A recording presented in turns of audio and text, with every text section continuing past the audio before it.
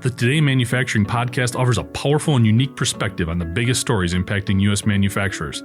Anna Wells, David Manty, and Jeff Ranke apply their experience as editors of industry-leading brands Manufacturing.net and Industrial Equipment News in providing in-depth analysis of the latest headlines. Their insight, along with a mix of humor and human interest, makes Today in Manufacturing a go-to source. Keep pace with supply chain challenges, electric vehicle developments, labor struggles, robotics, and more by listening, downloading, and subscribing to the Today in Manufacturing podcast.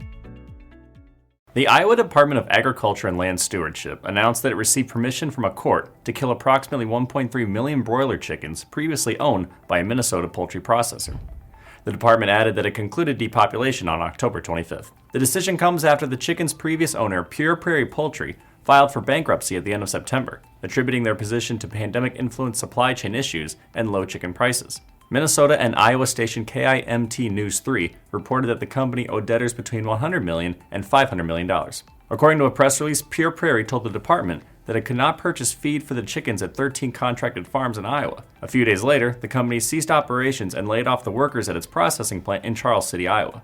This move left the contracted farmers to care for the chickens with their own money and no place to send them once they reached processing age. The Minnesota Star Tribune reported that the bankruptcy filing and plant closure also stranded 300,000 birds in Minnesota and 170,000 in Wisconsin. The company euthanized about 139,000 of the Minnesota chickens and found other processing facilities or homes for the rest.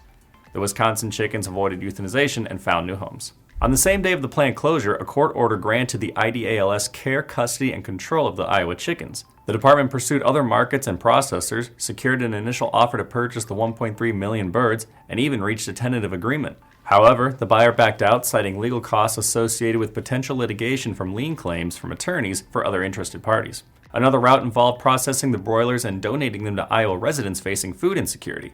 But the combination of ongoing lien and claim risks and logistics, timeliness, and scale requirements led to no credible proposals or offers. With no available buyers and processing capacity and the increased yardage and feed costs, the IDALS received an authorization to kill the birds, starting with the largest and least marketable should a last-minute solution present itself. The bankruptcy filing came about 2 years after the U.S. Department of Agriculture announced a $39 million loan to Pure Prairie and a $7 million grant designed to support the company until the loan became accessible in April 2023. A group of lawmakers from the 3 states have sent a letter to the USDA requesting answers from the agency's loan and grant process. I'm Nolan Beilstein. This is Manufacturing Now.